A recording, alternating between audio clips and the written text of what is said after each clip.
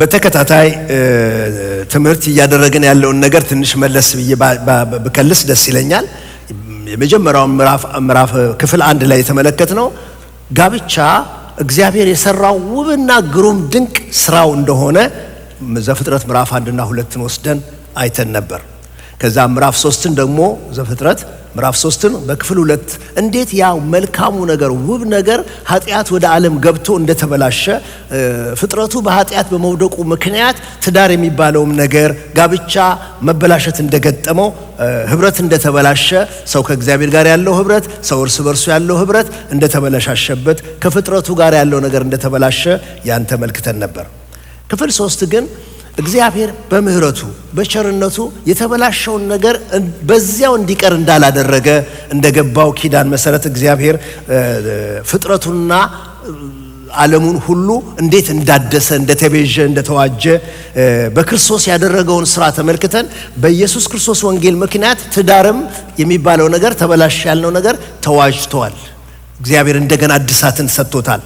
እንደውም በጣም አክብሮታል። ምክንያቱም ከዚህ በኋላ በክርስቶስ ሆኖ በሚጋቡ ባልና ሚስቶች ህብረት ጥምረት ውስጥ የሚገለጠው ክርስቶስና ቤተክርስቲያን ያላቸው አካል አንድነትና ግንኙነት የሚገልጥ ነገር ነው ብለን ከኤፌሶ ምዕራፍ 5 ቁጥር 21 እስከ 33 ተመልክተን ነበር። ከዛ በኋላ የተመለከትነው ነገር በዚህ ክርስቶስ በዋጀው ባደሰው ትዳር ውስጥ አማኞች የሆኑ ክርስቲያኖች ክርስቲያናዊ ጋብቻ ውስጥ እንዴት ነው መመላለስ ያለባቸው የሚለውን ነገር ተመልክተናል። ክፍል 4 ክፍል 5 ዛሬ ክፍል 6 ነው የምናየው። እያደረግን ያለነው ነገር ምንድነው? በእነዚህ እግዚአብሔር በዋጀው ህብረትና አንድነት ውስጥ በዚህ ጋብቻ ትዳር ውስጥ እንደ አማኞች የተዋጀውን ህይወት ይዘን ገብተን አዲስ ፍጥረት ክርስቲያኖች ሆነን ገብተን እንዴት ነው መኖር ያለብን የሚለውን ነገር እየተመለከትን ያለ ነው። ትዳርን በምን እንመስለው የሚለውን ነገር ደጋግሜ እንዳነሳው እንድታስቡልኝ ወዳለሁኝ። እሱን ለመከለስ እንዲረዳን አንድ ሰንጠረዥ ነገር ይዤ መጥቻለሁ።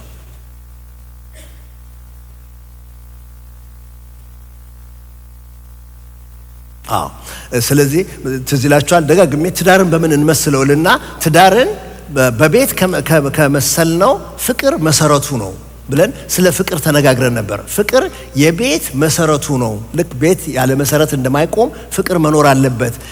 ትዳርን በስፖርት ጨዋታ ከመሰልነው ግን ፍቅር የጨዋታ ህግ ነው። ማንኛውም የስፖርት ጨዋታ ህግ እንደሚኖረው ህጉ እሱ ነው። ህጉ ሲጣስ ጨዋታው እንደማይኖር ማለት ነው።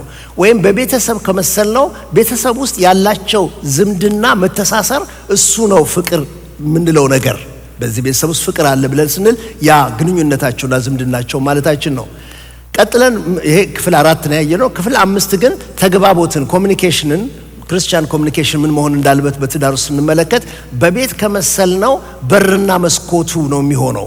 ልክ በርና መስኮት ካንዱ ወደ አንዱ እንድንዘዋወር እንደሚረዳን ሁሉ መተላለፊያ እንደሚሰጠን ተግባቦትም ሲሰምር ኮሚኒኬሽኑ ሲሰምር የበለጠ እየተንቀሳቀስን ለመሄድ ይመቸናል። ተግባቦቱ ሲቋረጥ ግን በርና መስኮት እንደተዘጋበት ሰው እንሆናለን ማለት ነው። በስፖርት ከመሰልነው ግን የጨዋታው ፕላን ነው። አሁን ጌም ፕላን አላቸው ABC ብለው ተጫዋቾቹ እንዲህ ከሆነ ይሄንን ፕላን እንጫወታለን፣ እንዲህ ከሆነ ይሄን ፕላን እንጫወታለን እንደሚሉ ተግባቦት የጨዋታው ፕላን ማለት ነው። በዚህ ፕላን ላይ ጨዋታው ፕላን ላይ ኮንፊውዥን ካለ ተግባቦቱ ይሰናከላል ማለት ነው። ልክ እንደዚያው ነው በትዳራችን ውስጥ ኮሚኒኬሽኑን በትክክል ስንጠብቀው ጥሩ የጨዋታ ጌም ፕላን ይዘው እንደገቡ ቡድኖች ማሳለጥ እንችላለን ማለት ነው። በቤተሰብ ከመሰልነው ደግሞ የግንኙነት መስመራቸው ማለት ነው። ልክ ስልክ እንደምንደዋወለው መስመር አለ ተነጋገር እንደምንለው ተግባቦት እንደሱ ነው። ስልኩ ሲቋረጥ ግንኙነት እንደሚቋረጥ ተግባቦት ይቋረጣል። በቤተሰብ ውስጥ መካከል ተግባቦት ሲቸጋገር ማለት ነው። ዛሬ ክፍል 6 ላይ የምንመለከተው ትህትና፣ ይቅርታ፣ ታማኝነትና ራስን መግዛት ነው። እነዚህ ነገሮች በቤት ከመሰልናቸው ቤቱ የሚሰራበት ጡብ ሸክላው ብሪክስ ናቸው። ቤት የምንገነባበት ብሪክስ ማለት ነው። እነዚህ ነገሮች ባሉ ቁጥር ቤቱ እየተገነባ ይሄዳል። በስፖርት ጨዋታ ካየነው ግን ከጨዋታ በፊት የሚደረግ ልምምድ ነው። ማንኛውም ስፖርተኛ ሜዳው ላይ ገብቶ ሩጫው መስመር ላይ ገብቶ ብድግ ብሎ እንደማይሮጠው መለማመድ እንዳለበት ለልምምድ የምናረጋቸው ነገሮች ናቸው እነዚህ። ዛሬ ምናልባት ብዙ ቋንቋዬ የሚሆነው በዚህ በልምምዶቹ ላይ ነው የሚሆነው። በቤተሰብ ካየነው ግን ቤተሰብ ውስጥ ያለ ዋጋ ወሮታ ሳይጠባበቁ በነፃ የምንለዋወጣቸው ድጋፎች፣ ስጦታዎች፣ ገንዘብ፣ ጊዜ፣ ጉልበት ሊሆን ይችላል። በቤተሰቡ መካከል ያሉ ነገሮች እነዚህ ነገሮች በጣም የሚያሳልጡ ይሆናሉ ማለት ነው። ስለዚህ ዛሬ እነዚህን በአንድ ቤተሰብ ውስጥ ያሉ ልምምዶች ማለት እንችላለን ጤናማ ቤተሰብ እንዲኖረን፣ ጤናማ ትዳር እንዲኖረን መለማመድ የሚገባንን ልምምዶች እንመለከታለን ማለት ነው። ይበቃናል። አንደኛ ጢሞቴዎስ ምዕራፍ 4 ቁጥር 7 እስከ 8 ድረስ ሐዋርያ ጳውሎስ ጢሞቴዎስን አንድ የሚለው ነገር አለ። እግዚአብሔርን ለመምሰል ግን ራስህን አስለምድ ብሎ ይለዋል። ይሄ ራስን አስለምድ የሚለው የትሬኒንግ ቋንቋ ነው፣ የስፖርት ቋንቋ ነው። ትሬን ዩርሰልፍ ቱ ቢ ጋድሊ፣ እግዚአብሔርን መምሰል ራስን አስለምድ፣ ኤክሰርሳይዝ አድርግ፣ ይሄ ዲሲፕሊን ይኑርህ ማለቱ ነው። ልክ ወጣት አትሌቶችን ወደ ማራቶን ውስጥ አስገብተው ለዋንጫ ከማድረሳቸው በፊት ልምምድ እንደሚሰጧቸው ሰኞም፣ ማክሰኞም፣ ሮብም ሐሙስም እንደሚለማመዱት ማለት ነው። ኢትዮጵያ ውስጥ ብትሆኑ ብዙ ታያላችሁ። የሩጫ ነገር ብዙ ስላለ ብዙዎች ይሮጣሉ ማለዳ ተነስተው። ያ ልምምዳቸው ነው አንድ ቀን ለትልቁ የዋንጫ የሚያደርሳቸው። ዛሬ ልጆቻችንን ጄቢኪው ተሸልሞ ይዘው የመጡት የዋንጫ ሽልማቱ አንድ ቀን ተነስተው የሞከሩት ሙከራ ሳይሆን በየአርቡ እየመጡ እያደረጉ በቀን ማታ ማታ ስንት መስራት እንዳለባቸው፣ ምን ያህል ከቨር ማድረግ እንዳለባቸው ወላጆቻቸውን፣ አስተማሪዎቻቸውን የጠየቀ ልምምድ ሪኸርስ ተደርጎ የመጣ ውጤት ነው። ልምምድ ያስፈልጋል። መለማመድ በሉኝ እስቲ። እሺ ልምምድ በሉኝ ያስፈልጋል። ያንን ነው በክርስቲያን ቤተሰብ ውስጥ ልንለማመዳቸው የሚገቡ ነገሮችን ላመጣ ፈልጌ ነው። ልምምድ በጣም ኃይለኛ ነገር ነው። አልሳካም እንኳን ቢለን ብንደነቃቀፍበትም እንኳን ልምምድ ግን መቋረጥ የሌለበት ነገር ነው። ምክንያቱም ልምምድን ኮሚትድ ሆነን በመሰጠት የምናደርገው ነገር ከሆነ ብቻ ነው ወደ ውጤት የሚያመጣን። ሁለት ምሳሌዎችን ማንሳት ፈልጋለሁ። ማቭሪክስ የዳላስ ባስኬትቦል ቡድን 2006 ለቻምፒዮንሺፕ ደርሰው ነበር። በጣም የታወቀ ዓመት ነው ያ ዓመት። ምክንያቱም 2-0 እየመሩ ነው ወደ ማያሚ የሄዱት። 2-0 እየመሩ ነው የሄዱት፣ ግን ሲመለሱ ተሸንፈው ነው የመጡት። የተሸነፈው የመጡበት ምክንያት እዛ ደርሰው በኮቾቹ መካከል በነበረ ግጭትና ተጫዋቾቹ ጋር በነበራቸው ግጭት ምክንያት የልምምድ ጊዜያቸውን ፎርፌ መስጠት ጀመሩ። ልምምድ ላይ የማይመጡ ተጫዋቾች መጡ። በዚህ ቢባሉ ነገሩን ሶልቭ ማድረግ አልቻሉም። ቀኖቹ እየቀጠሉ ስለሆነ የሄዱት በዚያ በልምምድ ማነስ ምክንያት ይደረግ የነበረውን ያንን ሲያሸንፉ የቆዩበትን የልምምድ መጠንና ጥራት ማድረግ ስላቃታቸው የልምምዱ ጉድለት ተሸንፈው እንዲመጡ 2-0 የሄዱ ሰዎች 4-2 ተሸንፈው እንዲመጡ ሆነ። ዋንጫውን በዛ አጡ ማለት ነው። ልምምድ በጣም ኃይለኛ ነገር ነው። ተሳካልኝ አልተሳካልኝ እሱ ሌላ ነገር ነው። ግን የጀመርነውን በስፖርት ዓለም ውስጥ ልምምድ ደከመኝ አልደከመኝ መቀጠል ያለብን አንድ ትልቅ ነገር ነው። ሌላ ከቴክሳስ ስፖርት ሳንወጣ ካውቦይስ 2010 ላይ አመቱን ሲጀምሩ በጊዜው የነበረው አሰልጣኛቸው ዌድ ፊሊፕስ ነው። እሳቸው 8 ጨዋታ ተጫውተው ከ8 ውስጥ አንዱን ብቻ አሸንፈው 7ቱን ስለተሸነፉ ድርጅቱ አስቆማቸው። ምክንያቱም ቀጥሎ ያለው 8 ጨዋታ ብቻ ነው። 8 ተጫውተዋል ኦልሬዲ፣ አሁን 7 ተሸንፈዋል። ይሄ ነገር አያስኬደንም ብለው ወዲያው እሳቸውን አነሷቸው፣ ዌድ ፊሊፕስን አነሷቸውና ገሬት የሚባለውን እዛ ውስጥ የነበረውን ሰው ዋና አድርገው አመጡት ማለት ነው። አሁን የመጣው ሰው ምንም ነገር የቀየረው ነገር የለም። ያደረገው ነገር ግን የልምምድ ጊዜ ጥብቅ ሕግ አወጣ። ማንም ሰው ውልፊት የማይልበት ሁሉም መጥቶ ከልቡ የሚሰራበትን የልምምድ ጊዜውን ብቻ ነው ያጠበቀው። እንደዛ አጥብቆ ከልምምዱ መጥበቅ የተነሳ ከቀሩት 8 ጨዋታዎች ውስጥ 5ቱን አሸንፈው ነው አመቱ ያለቀው። ልዩነቱ ልምምድ ነው። መለማመድ ይጠይቃል። ልምምድ በሉኝ እስቲ።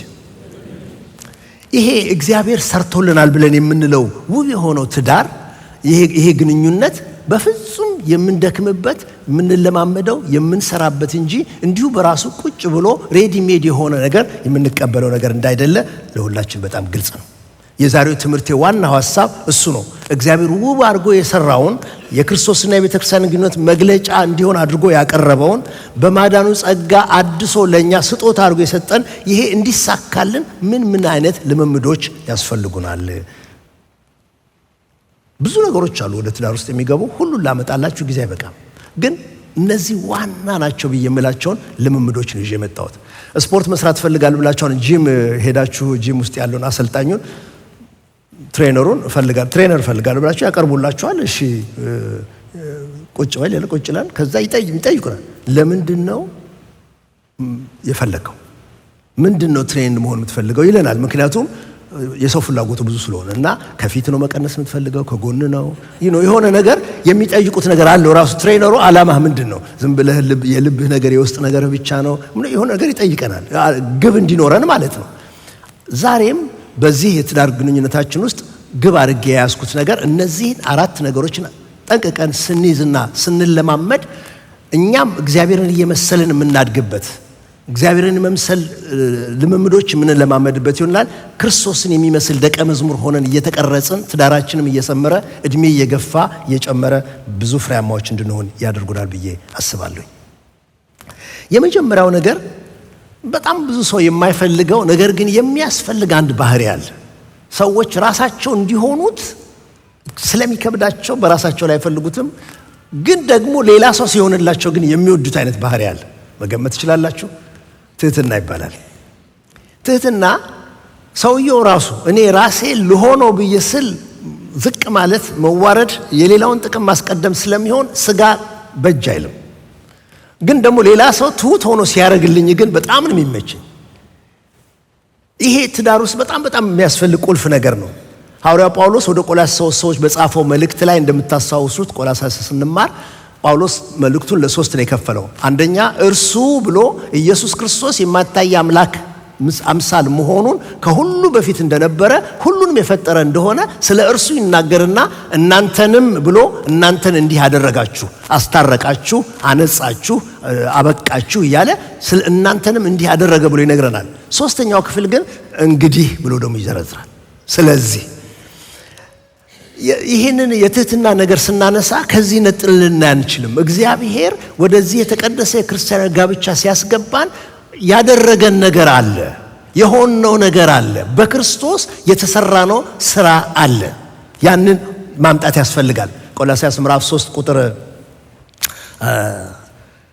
10 ላይ የፈጠረውን ምሳሌ እንዲመስል ዕውቀትን ለማግኘት የሚታደሰውን አዲሱን ሰው ለብሳችሁታል ብሎ ይላል ካለ በኋላ ነው። ኦሬዲ አዲሱን ሰው ኢየሱስን ለብሳችሁታል ካለ በኋላ ነው። ቁጥር 12 ላይ እንግዲህ እንደ እግዚአብሔር ምርጦች ቅዱሳን ሆናችሁ የተወደዳችሁ ሆናችሁ ምሕረትን፣ ርኅራኄን፣ ቸርነትን፣ ትህትናን፣ የዋህነትን፣ ትዕግስትን ልበሱ ይላል።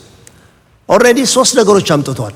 እናንተ ሆናችኋል፣ እግዚአብሔር ይሄን አድርጓችኋል። ምን የተወደዳችሁ ናችሁ፣ ቅዱሳን ናችሁ፣ ምርጦች ናችሁ። ይሄን ይዘን ወደ ትዳሩ የምንገባው።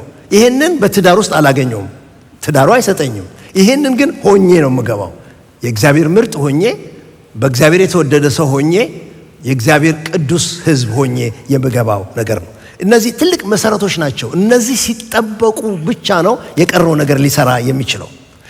እንደዚህ የተወደዳችሁ ከሆናችሁ፣ እንደዚህ የተመረጣችሁ ከሆናችሁ፣ እንደዚህ ቅዱሳን ከሆናችሁ ግን ምንን ልበሱ ነው የሚለው? ምሕረትን፣ ርኅራኄን፣ ቸርነትን፣ ትህትናን፣ የዋህነትን፣ ትዕግስትን ልበሱ። እኔ የምፈልገው አሁን ትህትናን ልበሱ የሚለውን ነገር ነው። ትህትናን ልበሱ። ትህትና በቀድሞ ዓለም የሚፈለግ አይደለም። ይሄ በተጻፈበት ዘመን የሚፈለግ ባህሪ አይደለም። ምክንያቱም በሮማውያኖቹ በግሪክ ሮማውያን ዘመን ሰው አለሁ እንዲል፣ እበልጣለሁ እንዲል፣ እችላለሁ እንዲል እንጂ ለስለስ እንዲል፣ ቅልስልስ እንዲል፣ መብቱን እንዲለቅ፣ የሚችለውን ነገር እንደማይችል እንዲሆን አይፈለግም። ትህትናን ሮማውያኖችና ግሪኮች የማይፈልጉት ባህሪ ነው። ምክንያቱም ያ ሰውየውን ከሌላው ዝቅ እንዲል ስለሚያደርገው። ይሄ ግን በክርስቶስ ኢየሱስ ውስጥ ሲታይ ግን ግሩምና ድንቅ የሆነ ባህሪ ነው። ፊልጵስዩስ ምዕራፍ 2 ቁጥር 3-5 ድረስ ጳውሎስ ይናገራል። ለወገኔ ይጠቅማል በማለት ወይም በከንቱ ውዳሴ ምክንያት አንድ እንኳ አታድርጉ፣ ነገር ግን እያንዳንዱ ባልንጀራውን ከራሱ ይልቅ እንዲሻል ይቁጠር። ይሄ ያስፈላጊ ነገር ነው። ማንም ለወገኔ ይጠቅማል ብሎ የኔ ቡድን ይጠቀማል ብሎ በከንቱ ውዳሴን ታስታውሳላችሁ እንዴት እንደተነጋገርን፣ ይጠቅማል በማለት አንድ እንኳ አታድርጉ፣ ነገር ግን እያንዳንዱ ለሌላው ጥቅም። ስለዚህ ትዳር ውስጥ ሲገቡ፣ በትዳር ውስጥ ሲኖር የሚገባው እኔ እጠቀምበታለሁ ከሚለው ይልቅ እጠቅማለሁ፣ እሱ እንዲጠቀም እሷ እንድትጠቀም በሚለው ሐሳብ ሲገባበት በሚለው ሐሳብ ስንኖር እሱ ምን ይመቸዋል ወይም እሷ ምን ይመቻታል በሚለው ሐሳብ ውስጥ ስንኖር የሌላውን ጥቅም ስንፈልግ ያንን ትህትና እግዚአብሔር ይወደዋል። እንደዚህ አይነት ትህትና ጌታ ሲያይ ያከብረዋል። ምክንያቱም ልጁን ኢየሱስ ክርስቶስን ወርዶ እስከ መስቀል ሞት ድረስ በታዘዘ ጊዜ ያለ ልክ እግዚአብሔር ከፍ ከፍ አደረገው። ያው ህይወት ነው በትዳራችን ውስጥ የሚሆነው። ማንም ከኛ መካከል ከባል ወይም ከሚስት መካከል ማንም ፈቅዶ ስለ እግዚአብሔር ስለ ክርስቶስ በክርስቶስ ምርጥ ስለሆነ በክርስቶስ የተወደደ ስለሆነ በክርስቶስ ደግሞ አዲስ ፍጥረት ስለሆነ ይሄ ሰው ፈቅዶ ወዶ ዝቅ ለማለት ቢወድ እግዚአብሔር ያከብረዋል። ምክንያቱም አንደኛ ጴጥሮስ ምዕራፍ 5 ቁጥር 5 ላይ እንደዚህ ይላል፣ እንዲሁም ጎበዞች ሆይ ለሽማግሌዎች ተገዙ፣ ሁላችሁ እርስ በርሳችሁ እየተዋረዳችሁ ትህትናን እንደ ልብስ ታጠቁ። ልክ እህቶቻችን ወደ ቤት ሲገቡ ኪችን ለመግባት ያንን የሥራ ልብስ እንደሚቀይሩና ለኪችን እንደሚሆኑ እንደሚዘጋጁ ልክ እንደዚያ ልበሱት። ትህትናን እንደ ልብስ ታጠቁ። እግዚአብሔር ትዕቢተኞችን ይቃወማልና ለትሑታን ግን ጸጋን ይሰጣል። የትህትና ተቃራኒው ትዕቢት ነው። ትዕቢት ክፋቱ ሰውየው እንዳለበት አያውቅም። በቃ ልክ ልቤ እቡይ ሲሆን መዝሙረ ዳዊት ውስጥ ቃል አቤቱ ልቤ አይታበይብኝ ይላል። እንዴት አለ የሚገርም አይነት ጸሎት ነው። ሰው ልቡ ሲታበይበት አያውቀው። ሌላው ሰው ነው የሚያውቀው፣ ሌላው ሰው ነው የሚያየው።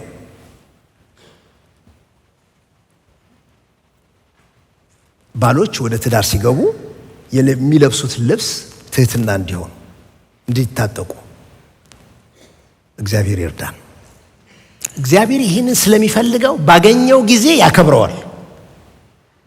በብዙ ጸጋ ነው የሚያከብረው። ልክ እንደዚህ በትህትና ያንን ለብሶ ሊሰራ ሲገባ ያንን ሰው ወይም ያችን ሴት በብዙ ጸጋ ይገናኛታል። ሮሜ 12:16 እንደዚህ ይላል፣ እርስ በርሳችሁ በአንድ ሐሳብ ተስማሙ፣ የትዕቢትን ነገር አታስቡ፣ ነገር ግን የትህትናን ነገር ለመስራት ትጉ፣ ልባሞች የሆናችሁ አይምሰላችሁ። በቃ በአንድ ሐሳብ ተስማሙ፣ የትዕቢት ነገር አታስቡ። ኦፖዚቱ ትህትና ነው። የትህትናን ነገር ለመስራት ትጉ ብሎ ነው የሚናገረው። እንዴት ነው በተግባር ትህትናን የምናሳየው? እንዴት ነው በተግባር የምናሳየው? ጌታ ትሁት ሆኖ በትምህርት ላይ አንጠልጥሎት አልሄደም። ትህትና ያስፈልጋል ብሎ አንጠልጥሎት አልሄደም። ግን በተግባር አሳየን። እግራቸውን አጠበ፣ ወርዶ በሰው ምስል የባሪያን መልክ ይዞ ወረደ።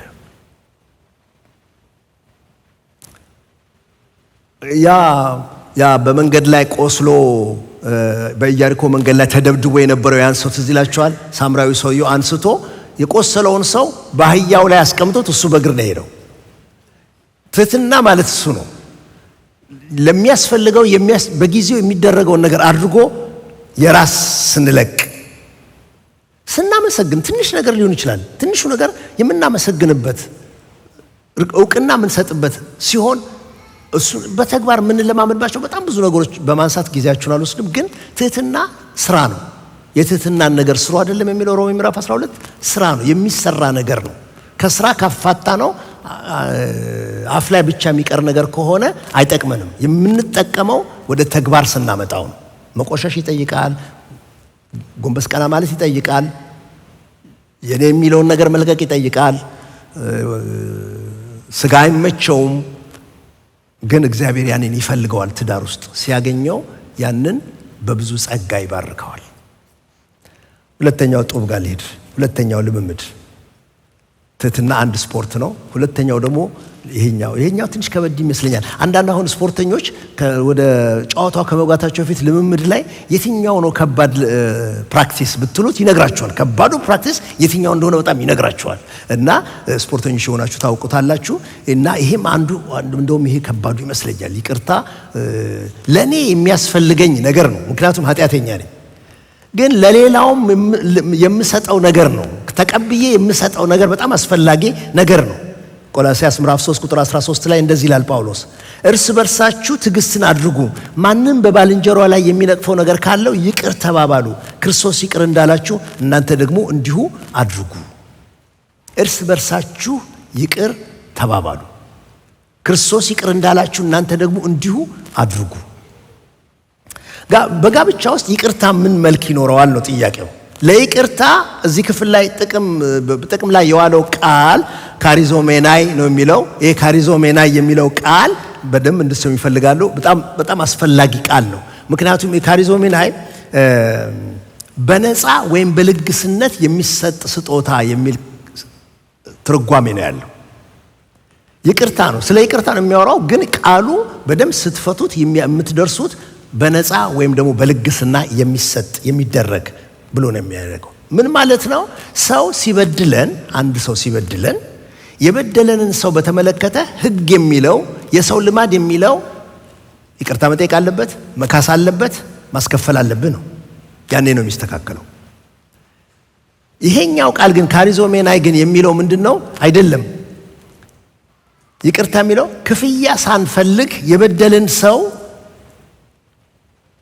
ለክፉ ስራው መልካም ነገር መስጠት ማለት ነው። ክፍያ ለመፈለግ ካሳ ለመፈለግ አንድ ነገር ነው። ደግሞ መልካም ደግሞ ጨምሮ መስጠት ሌላ ነገር ነው። እና ሕጉ የሚለው ምን በወጣ ጠይቀው፣ ቢያንስ ይቅርታ ይጠይቅ፣ ቢያንስ ጥፋቱን ይመነው ብሎ ሲል፣ ካሪዞሜናይ ግን የሚለው ቃል መጽሐፍ ቅዱስ ውስጥ ያለው ይቅርታ ግን የሚለው መብትን አለመጠበቅ ብቻ አለመጠየቅ ብቻ ዋጋ ለማስከፈል ብቻ ሳይሆን በጎን ነገር እሱን አይደል እንዴ እግዚአብሔር የሰጠን? እንደሱ እኮ ነው እግዚአብሔር ያደረገልን።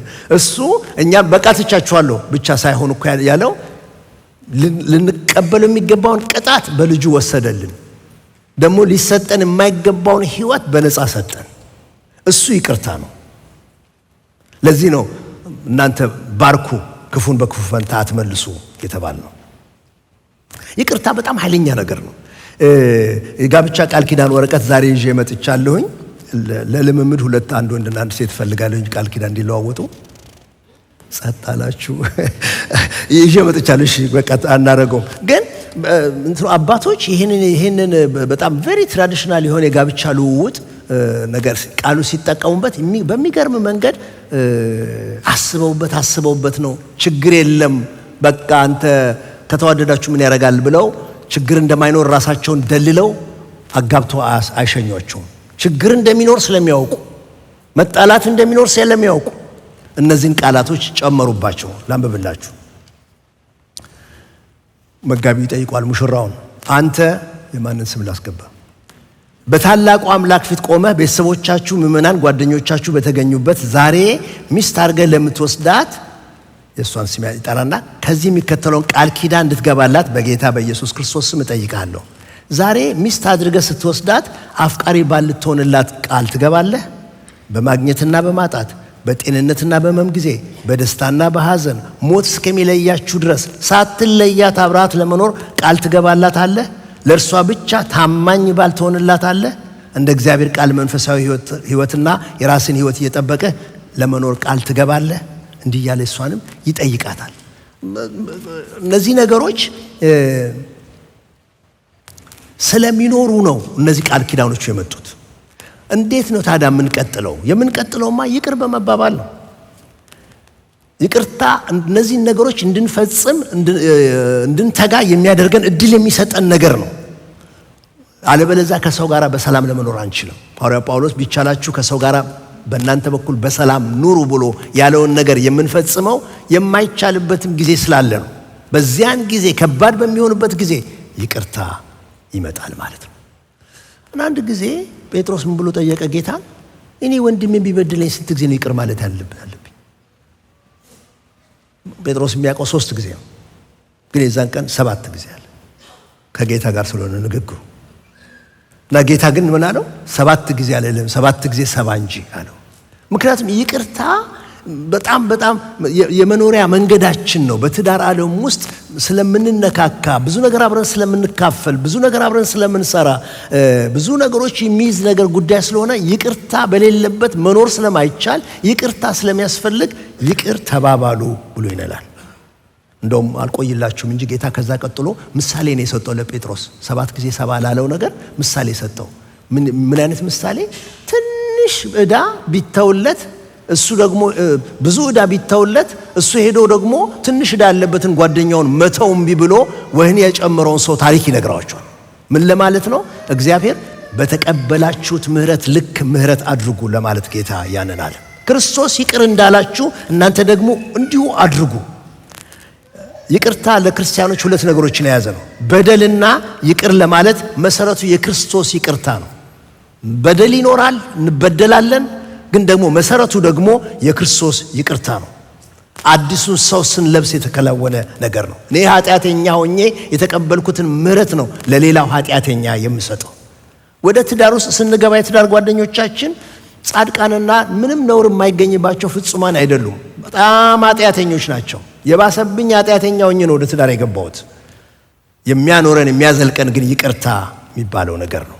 ኤፌሶን ምዕራፍ 4 ቁጥር 32 እንደዚህ ይላል፣ እርስ በርሳችሁ ቸሮችና ርኅሩኆች ብትሆኑ እግዚአብሔርም ደግሞ በክርስቶስ ይቅር እንዳላችሁ ይቅር ተባባሉ። ኤፌሶን ምዕራፍ 4 ቁጥር 32 እግዚአብሔር በክርስቶስ ይቅር እንዳላችሁ ይቅር ተባባሉ። ይቅር ማለት ብቻ ሳይሆን ኳሊፋይ ያደርገዋል። ይቅር ማለት ብቻ ሳይሆን ይቅርታ የምታደርገው የይቅርታው አይነት እግዚአብሔር በክርስቶስ ኢየሱስ ይቅር እንዳለ ነው። በክርስቶስ ኢየሱስ እግዚአብሔር ምን አይነት ይቅርታ ነው የሰጠን? አንደኛ አላስከፈለንም፣ ሁለተኛ ደግሞ የማይገባንን ሰጥቶን ነው። ትዳር ውስጥ አንደኛው ወገን ሲያጠፋ፣ አንደኛው ወገን ሲበድል የይቅርታው ልክ እዚህ ጋር እንዲደርስ ነው የሚፈለገው። እንዴት ነው ይሄን በተግባር የምንለማመደውንም ደግሞ ለማሰብ ሞክሬያለሁ። ወንድሞች እናቶቼ፣ ይቅርታን በትዳር ውስጥ በተግባር ለማሰብ ከፈለግን ዓለሙን በራሱ ደም ያስታረቀውን ጌታን ማሰብ ያስፈልገናል። መጀመሪያ ጌታን ማሰብ ይጠይቃል። በቀልን ለጌታ መተው ይጠይቃል። እንዴት እንዲህ አድርጋኝ፣ እንዴት እንዲህ አድርጎኝን ለጌታ መተው ይጠይቃል። በቀል የኔ ነው ስላለ እሱ ለበደሉን መጸለይ ይጠይቃል። በክፉ ፈንታ በጎ መመለስን ይጠይቃል። እነዚህን እየተለማመድን ስንሄድ ስፖርተኛው ሬዚስታንሱን ችሎ ሰውነቱ እንደሚጠነክር እኛም እንደዚሁ በጌታ ሕይወት እየበረታ እንሄዳለን። እሱን እያሰብን ለጌታ እየተውን ለበደሉ መጸለይ ስንጀምር፣ ክፉ ላደረጉ መልካም ነገር መመለስ ስንጀምር፣ እዛው ትዳራችን ውስጥ ቤታችን ውስጥ ኢየሱስን እየመሰልን እንመጣለን። እግዚአብሔር ይርዳን። ሶስተኛው ታማኝነት ነው።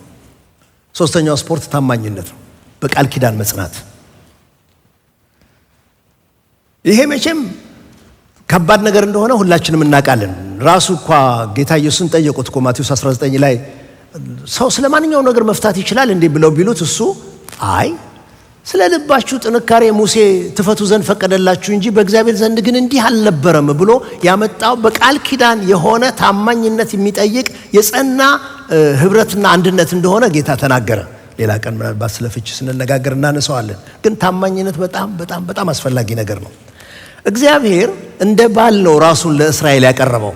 መጽሐፍ ቅዱስ ብዙ ታግኙታል። በነቢያት መጽሐፍ ራሱን እንደ ባል፣ የእስራኤልን ሕዝብ እንደ ሚስት፣ ክርስቶስን እንደ ባል፣ ቤተክርስቲያን እንደ ሙሽራ እንደምንለው እንደዛ የቀረበበትን ብዙ ነገር ማግኘት እንችላለን። ሕዝቅኤል 16 ቁጥር 8 እስከ 9 ድረስ እንደዚህ ይላል። ፈጠን ብዬ ላንብብላችሁ። እግዚአብሔር እንደ ባል ዳግመኛም ይላል ባጠገብሽ በማልፍበት ጊዜ ማለት ከመጀመሪያም ባጠገቡ አልፎ ነበር። ያ የመጀመሪያው ባጠገቡ ያለፈው ገና ልትወለድ ስትል በደም ተጨማልቃ ነው ያያት። አሁን ግን ዳግመኛ ባጠገብሽ በማልፍበት ጊዜ ወደ አንቺ ተመለከትኩ። ለመፈቀር እንደደረስሽ ባየሁ ጊዜ የመጎናጸፊያዬን ዘርፍ በላይሽ ዘርግቼ እርቃንሽን ሸፈንኩ፣ ማልኩልሽ፣ ከአንቺም ጋር ቃል ኪዳን ተጋባሁ ይላል ጌታ እግዚአብሔር። አንቺም የኔ ሆንሽ፣ በውሃ ጥቤ ከደም አጠራውሽ፣ ዘይትም ቀባውሽ። ከዛ ቀጥላችሁ ታነቡት እንዴት ባለ ጌጥ እንዳስዋባት ይናገራል። ይህን ታሪክ ሄደን ብንመለከት ምንድነው የሚሆነው? ሄዶ እግዚአብሔር ምን እንደሚፈልገው እኔ እንደዚህ የታመንኩ ባልሆኜ ሳለሁ አንቺ ግን አልታመንሽም። እምነትሽን ከኔ ጋር ያለሽን ህብረት ለቀሽ ጣዖት ማምለክ ስለጀመርሽ አመንዝረሻል፣ ጉልምትና ፈጽመሻል። እኔ ግን ታማኝ ሆኜ እንደ ታማኝ ባል ቆሜያለሁ ነው የሚለው። ለዚህ ነው ሰቆቃ ኤርምያስ ምዕራፍ 3 ቁጥር 22 እስከ 23 ድረስ ያልጠፋ ነው ከእግዚአብሔር ምሕረት የተነሳ ነው ርኅራኄው አያልቅምና ከዚያስ ማለዳ ማለዳ አዲስ ነው ታማኝነትህ ብዙ ነው። እግዚአብሔር ታማኝ ባል ሆኖ ስለሚቆም ማለት ነው። እና ይህንን እግዚአብሔር በምሳሌ ከእስራኤል ጋር የሚያስረዳውን ነገር ሰው መካከል ይፈልገዋል። ታማኝነትን ይፈልገዋል። በጣም እየጠፋ ያለ ነገር ነው ታማኝነት። በጣም እንኳን በባልና ሚስትነት መካከል ይቅርና ከዛም እንኳን ባነሱ ነገሮች ላይ ታማኝ እንድንሆን እግዚአብሔር ይፈልጋል። ስራ ቦታችን ቢሆን ከጓደኞቻችን ጋር ባለው ነገር ቢሆን ደግሞ በቤተ ክርስቲያን ውስጥ እንኳን እያንዳንዳችን አንዳችን ለአንዳችን ለቤተ ክርስቲያን ታማኞች ልንሆን ይገባል። ታማኝነት በጣም ትልቅ ነገር ነው። እዛ ላይ አስፍቻ አልሄድም፣ ግን አሁን ወደ ባልና ሚስቱ ነገር እንመጣለን። ሚልክያስ ምዕራፍ 2 ቁጥር 14 እስከ 16 ሚልክያስ ትንቢት ሲናገር የሚላቸዋል የእስራኤል ልጆች እናንተ የእግዚአብሔርን መሠዊያ በእንባ ሞልታችኋል አላቸው። እነሱ እኛ ምንድነው በእንባ የሞላ ነው? ለካ ከብት ያርዳሉ፣ እንስሳ ያቀርባሉ፣ ሁሉ ነገር ትክክል የሚለው እግዚአብሔር ሲያየው ግን በእንባ ሞልታችሁታል መሠዊያው። እንዴት አድርገን ነው በእንባ የሞላ ነው? እንዴት ነው ይሄ የሆነው ብለው ሲጠይቁት ነብዩ እንደዚህ ይላል፣ ይህ የሆነው የትዳር ጓደኛህን አጋርህንና የቃል ኪዳን ሚስትህን አታላሃታልና እግዚአብሔር ባንተና በወጣትነት ሚስት መካከል ላለው ቃል ኪዳን ምስክር ስለሆነ ነው። እግዚአብሔር አንድ አላደረጋቸውምን? በሥጋም በመንፈስ የእርሱ ናቸው። ለምን አንድ አደረጋቸው? ስለዚህ በመንፈሳችሁ ራሳችሁን ጠብቁ፣ ከወጣትነት ሚስታችሁም ጋር ያላችሁን ታማኝነት አታጓድሉ። ፍችን እጠላለሁ ይላል የእስራኤል አምላክ እግዚአብሔር። ልብሱን በግፍ ድርጊት የሚሸፍነውን ሰው እጠላለሁ ይላል የሠራዊት ጌታ እግዚአብሔር። ስለዚህ በመንፈሳችሁ ራሳችሁን ጠብቁ፣ ታማኝነታችሁም አይጓደል። ለካ እየመጡ መስዋዕቱን ይፈጽማሉ፣ ስርዓቱን ያደርጋሉ እንጂ እዛው መካከል ወይ የሚያለቅስ ባል አለ፣ ሚስቱ በድላው በእግዚአብሔር ፊት የሚጮሃለ፣ ወይ ደግሞ ባል አስጨናቂ ሆኖ ሚስት የምትጮሃለች። መሠዊያው በእንባ ተሞልቷል። እግዚአብሔር ሲያየው እንስሳውን ሳይሆን እንባውን ነው የሚያየው። እና በእንባ ሞልታችሁታል። ይሄን ነገር እንዴት ነው የሞላ ነው? የሞላችሁትማ ሚስታችሁን አታላችኋል። ደግሞ እኔ ይሄ እኮ ጉዳዩ ያንተና የሚስት ጉዳይ ሳይሆን ባንተና በሚስት መካከል ቃል ኪዳን ስትገቡ ምስክርን የነበርኩ 30 ሰው ከሆነ ተገኝተው ቃል ኪዳን የተለዋወጡ 31ኛ አለ፣ ዋነኛው አለ። እኔ ምስክር ሆኜ በዚህ ያለው አንድ እኮ ነው ያደረኳቸው። አንድ ስጋ አንድ መንፈስ አይደሉም? እነዚህ እኮ የኔ ናቸው። ከወጣትነት ሚስታችሁ ጋር ያላችሁን ታማኝነት አታጓድሉ ይልና እኔ ፍችን እጠላለሁ ይላል። ምክንያቱም እንደፈለጉ ስለሆነ የሚኖሩት ፍችን እጠላለሁ ይልና ልብሱን በግፍ ድርጊት የሚሸፍነውን ሰው እጠላለሁ ማለት ምን ማለት ነው? በዛ ባህል ልብሱን ሲያለብሳት ወይም አንድ ልብስ ሲካፈሉ ጋብቻ መፈጸሙ ነው። ምንድነው የሚለው? ያቺኛዋን ለቀህ እዚች ጋር መተህ ደግሞ ልብስ ስትካፈል ሳይ እኔ ያን የምጠላው ነገር ነው፣ ታማኝነታችሁ አይጓደል ብሎ ይላቸዋል። በጣም ይሄ ታማኝነት ነገር በጣም ሲሪየስ ነገር ነው። ለዚህ ነው እግዚአብሔር በብሉይ ኪዳን ውስጥ አንድ ሰው የጓደኛውን ሚስት ይዞ ሲያመነዝር ቢገኝ ይቅርታ ይጠይቀውና ካሳ ይሄን ያህል ሺህ ብር ይክፈል አይልም የሚለው ምንድነው? ዘዳግም ምዕራፍ 22 ቁጥር 22 ማናቸውም ሰው ከሌላ ሰው ሚስት ጋር ተኝቶ ቢገኝ አመንዝራውና አመንዝራይቱ ሁለታቸውም ይሙቱ፣ እንዲሁም ክፉን ነገር ከእስራኤል ታስወግዳለህ። ለዚህ ነው ያቺ ሴት እኮ ስታመነዝር አገኘናት ሙሴ ትገደል ይላል ብለው ወደ ጌታ ያመጡበት ምክንያት እንትኑ ቅጣቱ ታማኝነቱን ካጣ ይገደል። በጣም ከባድ ነው። እና እስራኤል ሀገር ውስጥ ብዙ ነገር በድንጋይ ወገራ ነው የሚያልቀው። ለምን እንደሆነ ይገባቸዋል። እዛ ሀገር ድንጋይ ብዙ ነው ያለው። ሄደን አይተናል። በጣም ብዙ ድንጋይ ነው ያለው። እና አንዱ የሚጠቀሙበት እንደዚህ ታማኝነት ያጎደሉ ላይ ነው። ጌታ ኢየሱስ ሲሪየስ ነው፣ ይሄ ታማኝነት ማጉደል በጣም ሲሪየስ ነገር ነው ብሎ የወሰደው ምክንያት ሰው ስለ ሁሉ ነገር ሚስቱን መፍታት ይችላል ወይ ብለው ሲጠይቁት አይችልም። ታዲያ ሙሴ ለምን እንድንፈታ አረገ? ሰርተፍኬት ሰጥቶ ይልቀቃት ለምን አለ? እሱማ እንደሱ ያለው የልባችሁ ጥንካሬ እንደዛ ስለሆነ ነው። እኔ ግን እላችኋለሁ፣ ሙሴ ያለው እሱ የልባችሁ ጥንካሬ ነው። እኔ ግን እላችኋለሁ I say this to you፣ እኔ ግን እላችኋለሁ የምላችሁም ደግሞ ከዝሙት በስተቀር ያለ ዝሙት ምክንያት ሚስቱን ፈቶ ሌላይቱን የሚያገባ ሁሉ ያመነዝራል፣ የተፈታችውን የሚያገባ ያመነዝራል አላቸው።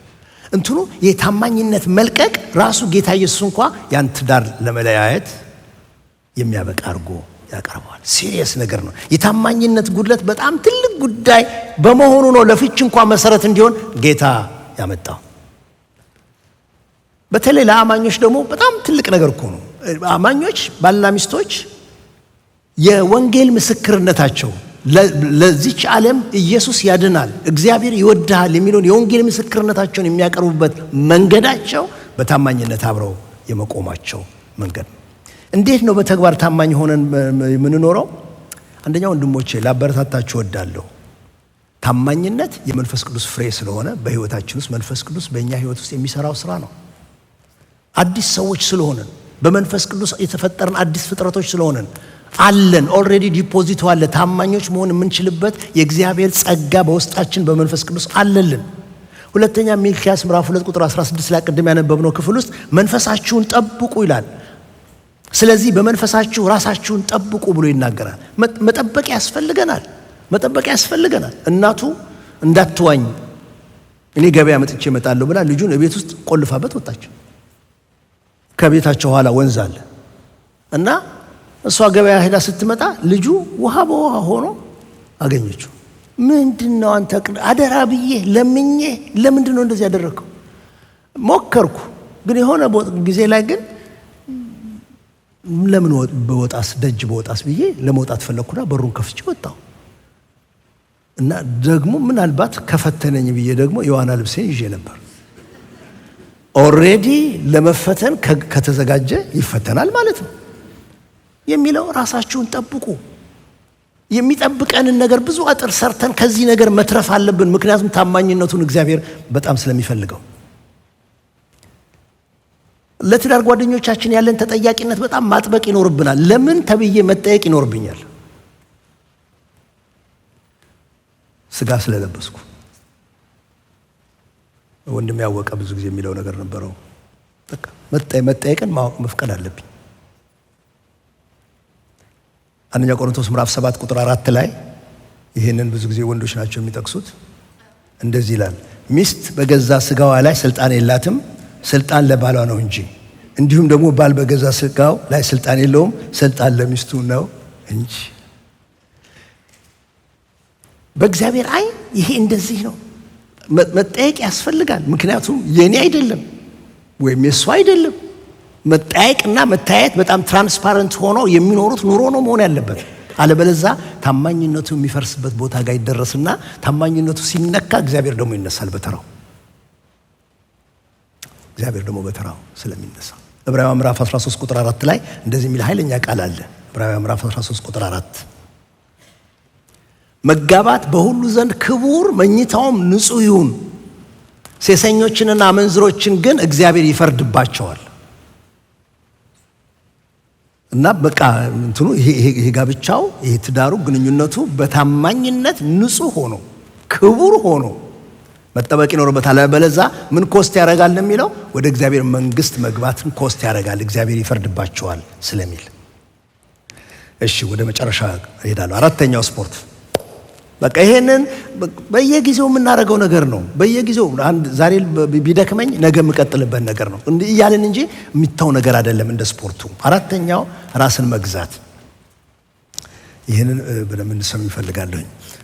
ራስን መግዛት ሌላውን ከመግዛት ይልቅ ብዬ በቅንፍ አስቀምጫለሁ። ምክንያቱም እንትን እንድልልኝ ሐሳቤን እንድትይዙልኝ ስለምፈልግ።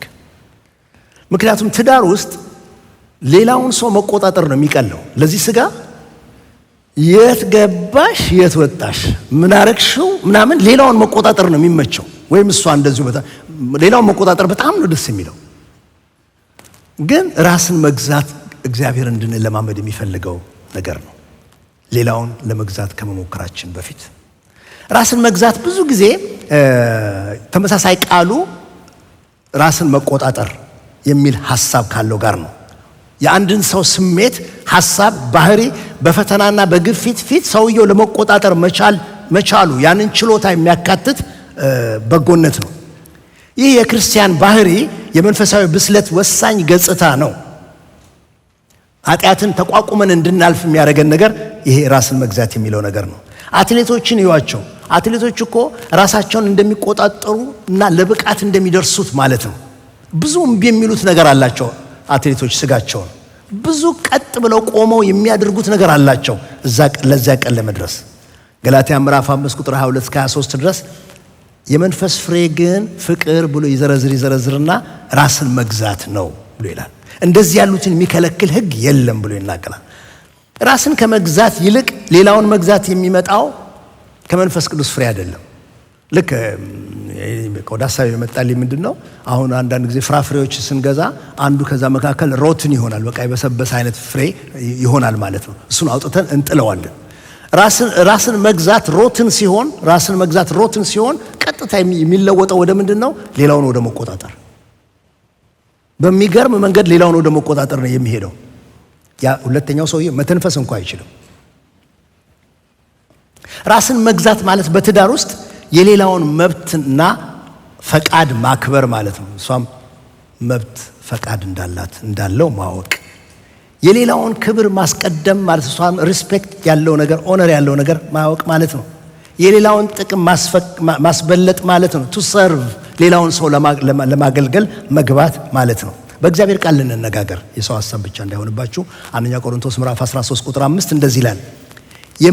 ፍቅር ይልና የፍቅር ባህሪ ነው የሚናገረው። የማይገባውን አያደርግም፣ የራሱንም አይፈልግም፣ አይበሳጭም፣ በደልን አይቆጥርም። ይሄ የራሱን አይፈልግም የሚለው ቃል ራስን ማገልገል፣ የራስን ጥቅም መፈለግ አይነት አያደርግም ነው የሚለው። ራስን ማገልገል፣ የራስን ጥቅም መፈለግ የፍቅር ባህሪ አይደለም። የራስን መፈለግ ማለት ሁሉን ለራስ ጥቅም ለማድረግ በሌላው ላይ የቁጥጥር ተጽዕኖ ማድረግ ማለት ነው። ይህ የፍቅር ባህሪ አይደለም። እንደዚህ እወድሻለሁ ወይም እወድሃለሁ ብሎ ግን ለራስ ጥቅም ቁጥጥር ስር ማስገባት እሱ ፍቅር ሳይሆን ራስ ወዳድነት ነው። መልኩን የቀየረ መልኩን የሸፈነ ራስ ወዳድነት ነው። የፍቅር ተቃራኒው ነው። እግዚአብሔር ፍቅር ነው። አሜን በሉ እስቲ። እግዚአብሔር ፍቅር ነው። እግዚአብሔር ፍቅር ስለሆነ አይጠቀምብንም፣ ይጠቅመናል እንጂ በእኔ ተጠቅሞ የሆነ ነገር ራሱ ሊያገኝ ምንም ነገር አያደርግም። እግዚአብሔር ፍቅር ስለሆነ።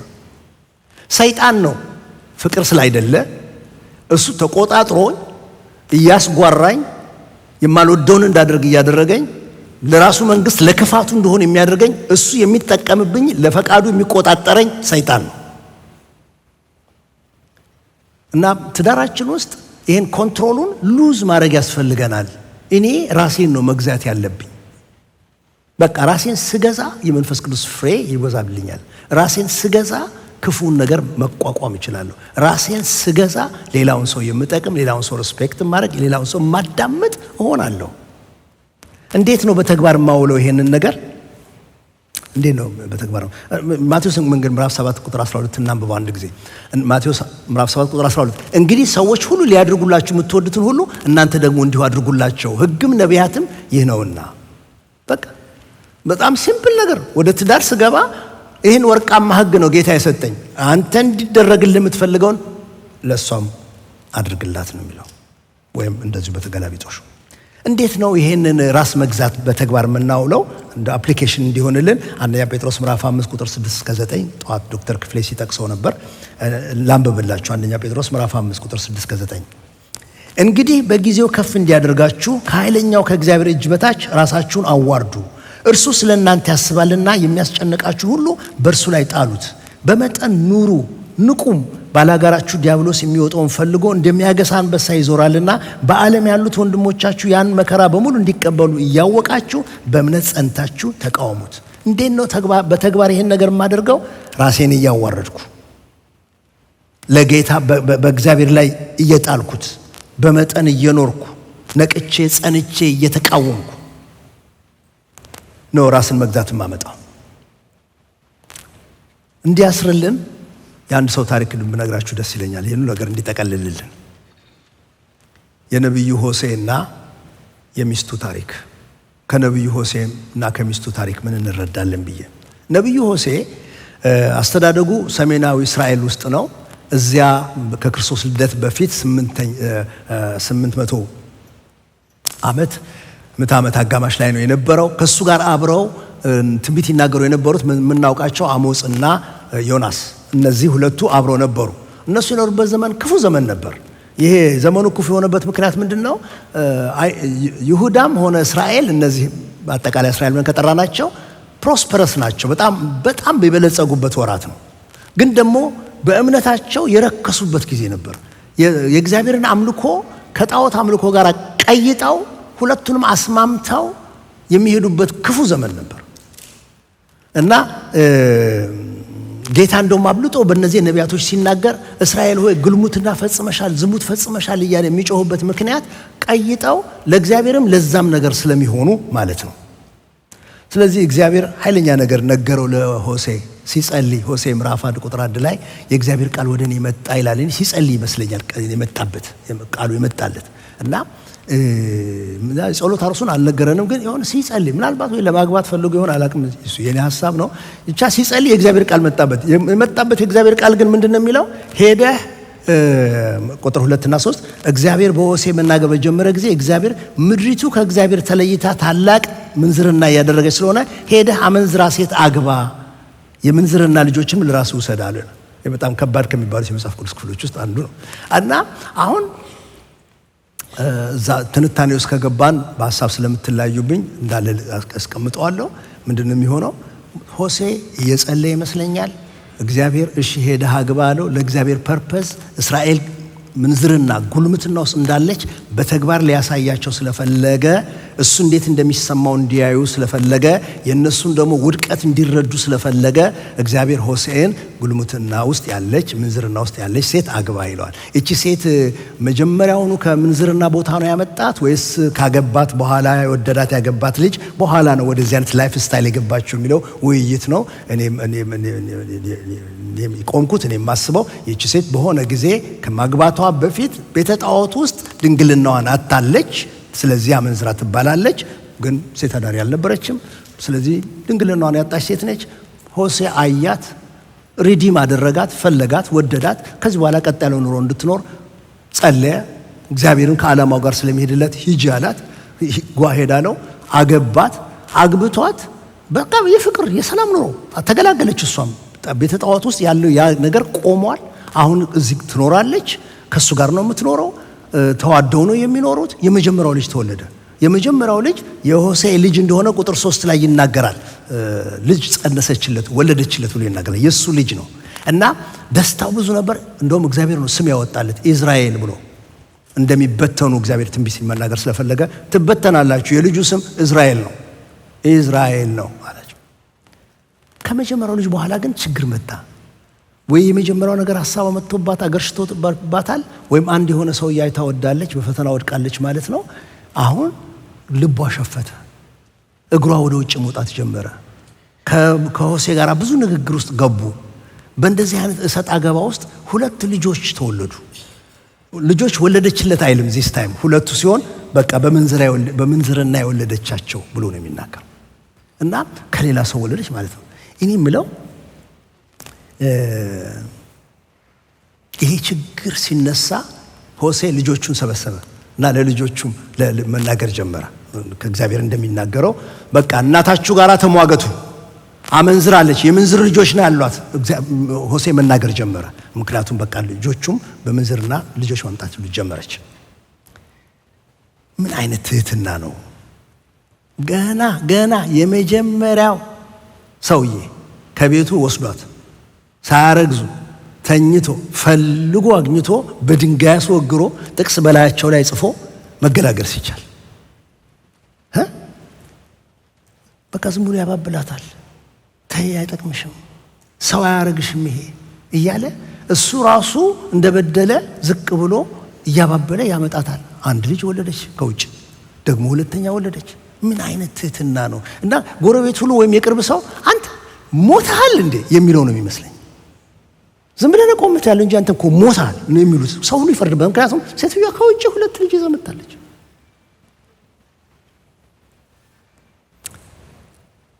እግዚአብሔር ይርዳን። ተበድለንም ያን ትህትና እግዚአብሔር ይስጠን። ጥቅስ እያለንም ያን ትህትና እግዚአብሔር ይስጠን። ድንጋዩ በእጃችን መወርወር የምንችልበት ፈቃድ እያለም እግዚአብሔር ያን ትህትና ይስጠን፣ እሱን እንደምንመስልበት። ከባድ ነው እና ነቢዩ እንደዚህ እያለ እየታገለ አትሄድ መሰላችሁ? ሄደች። በቃ ጠቅልላ ሄደች። አንዳንድ ነገር ለይቅርታ ቀላል ይሆናል። አንዳንድ ነገር ያማል።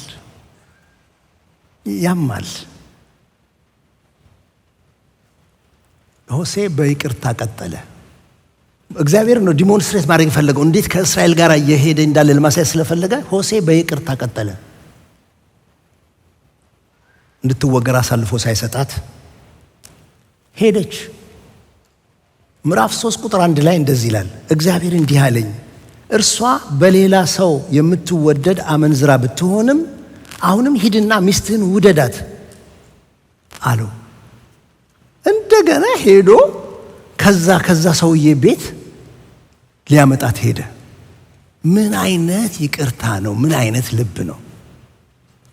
ገና መልእክቱ ትንቢቱ ሲመጣ በኢየሱስ ማለት ሲችል እሺ ብሎ ሄደ ከወንድ ቤት ሊያመጣት እና ወንድ ቤት ስትሄድ እሷ በሴት አዳሪነት ከምትኖርበት ወርዳ ተሽጣለች። የሆነ አንድ ሰውዬ ቤት አለ ገብታ ያለችው ተሽጣለች። እና ሲጠይቅ ከመክፈል አለብህ አሉት። ምንድነው የምከፍለው?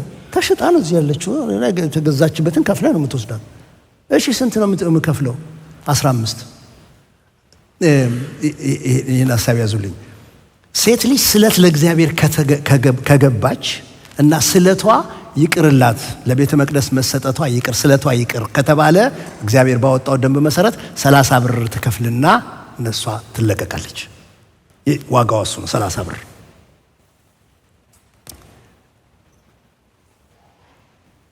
አሁን ግን 15 ብር ነው አሉት። የአንድ ሴት ዋጋ እንኳን ያህል የላትም። ወርዳለች። ወርዳ በ15 ብር የምትገዛ አይነት ሆኖ እዛ ጋር ደርሳለች። ታማኝነት አልጎደለም። ከፍሎ አመጣት። ሚስቱ ነች። ቃል ኪዳኑ አለ። አያችሁ፣ ትህትናን የምንለማመደው ነገር ነው። ይቅር ማለትን የምንለማመደው ነገር ነው። ቢያምም እያደግን የምንሄድበት መንገድ ነው። ታማኝነትም እንደዚህ ዋጋ በሚያስጠይቅበት ቦታ ላይ የምንቆመው መቆም ነው፣ መጽናት ነው። ሂድና ውደዳት አላቸው። እግዚአብሔር እስራኤላውያንን እንደወደዳቸው አንተም እርሷን ውደዳት ይለዋል። ጥቅሱ እሱ ነው። ሆሴዕ 3:3 ላይ እግዚአብሔር እስራኤልን እንደወደዳት እንዲህ ይጎለመቱ እንዲህ ጣዖት እያመለኩ እስቲ ልቤ እንደሚወዳቸው እንዲያዩ አንተም እንደዚህ ሌላ ሰው ወዳ ተሽጣ ብትወርድም እንኳ ውደዳት።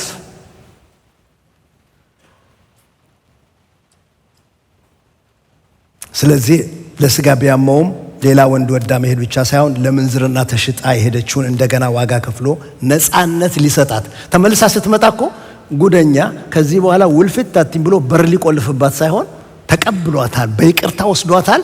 በሩ ክፍት አድርጎ ነው መቀበል ያለበት። ለመውጣት በሩን ክፍት አድርጎ ነው። እግዚአብሔር እንደሱ አይደለ የተቀበለን? እኔና እናንተን ወደነ የጠርቱን በፍቅሩ ተይዘን የመጣ ነው። ግን በሩ ክፍት ነው። ፍቅር ነው ያስቀመጠን። ለሷም አምጥቶ በር ቆልፎ አልተቆጣጠራትም። በር ክፍት አድርጎ ነው የተቀበላት። ራስን መግዛት እሱ ነው። በር ከፍቶ በፍቅር መያዝ መቀበል እሱ ጋር ነው። ሆሴዕ ራሱን ገዝቶ ያዘው እና ሆሴዕ ምዕራፍ 3 ቁጥር 3 ላንብብላችሁ። እንደዚህ ይላል፣ እኔም ይላል ከከፈለ በኋላ አምጥቷት፣ እኔም ከኔ ጋር ብዙ ቀን ተቀመጪ፣ አታመንዝሪ፣ ወደ ሌላ ሰው አትውደጂ፣ እኔም ካንቺ ጋር እኖራለሁ ብዬ ነገርኳት። ስጋ ሞተሃላ ነው የሚለው። እንደዚህ የሆነችውን አምጥቶ ደግሞ እንደዚህ ይላታል፣ በቃ በነፃነት ነው የምትኖሪው፣ ወድሻለሁ፣ ከኔ ጋር ኑሪ፣ እኔም ካንቺ ጋር እኖራለሁ። በቃ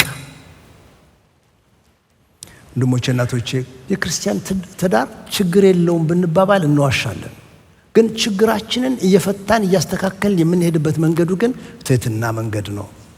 ይቅርታ የመሰጣትና የመቀበል መንገድ ነው። ራስን የመግዛት መንገድ ነው። እግዚአብሔር አምላክ ይርዳን። ታማኝነትን ጠብቆ የመቆም መንገድ ነው። አንዱ እንኳን ያን ታማኝነት መሸከም ባቃተው ጊዜ ይሄኛው ታማኝነቱን ይዞ ቆሞ እግዚአብሔር ይረዳናል። በዚህ ውስጥ ብቻችን አይደለም ያለ ነው። ባልና ሚስቶቹ ክርስቲያኖች ሲገቡ ሶስተኛ ከነሱ ጋር አብሮ የሚገባ መካከለኛ የሆነ ክርስቶስ አለ፣ መንፈስ ቅዱስ አለ፣ ይረዳናል። ነቢዩ የረዳው የእግዚአብሔር ጸጋ በዚህ ሁሉ መንገድ ይሄኔ የሆነ አላጎሪካል የሆነ ስቶሪ ነው ብዬ አላምንም። በትክክል ሂስቶሪካል የሆነ የነበረ ታሪክ ነው ብዬ ነው ሊተራሊ ነው የምወስደው። ያንን ነቢይ የረዳ እግዚአብሔር ይረዳናል።